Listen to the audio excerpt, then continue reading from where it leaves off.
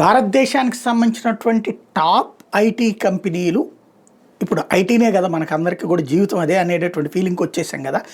Top IT services అందిస్తున్నటువంటి కంపెనీలు TCS, Infosys, Wipro, HCl tech. వీళ్ళ నలుగురు కలిసి ఇండియాలో తీసేసినటువంటి ఉద్యోగాలు ఈ నెలలో 42,000, ఈ ఏడాదిలో 42,000 మంది ఉద్యోగాలను తీసేశారు.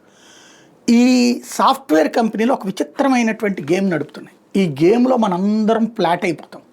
ఎట్లా అంటే విప్రో 1000 ఉద్యోగాలు ఇచ్చింది, లేకపోతే టీసీఎస్ 2,000 ఉద్యోగాలు ఇచ్చింది. ఇది మనం రాస్తాం చూస్తాం బాగానే ఉంటుంది. ప్రతి ఏడాది 20% ఉద్యోగాలు తీసేస్తారు, లే ఆఫ్స్ లేకపోతే ఏదో ఒక కారణాలతో 20% ఉద్యోగాలు తీసేస్తారు, కొత్తగా 20% ఉద్యోగాలు ఇస్తారు. ఈ ఇచ్చిన ఉద్యోగాలకు రాస్తున్నారు కానీ పోతున్న ఉద్యోగాలు ఎట్లంటే వీళ్ళది అదే లెవెల్లో ఉంటుంది ఎంప్లాయ్మెంట్ రిక్రూట్మెంట్. మనం ఏం చేస్తున్నాం, ఇంతవరకే ఫోకస్ చేస్తున్నటువంటి పరిస్థితి.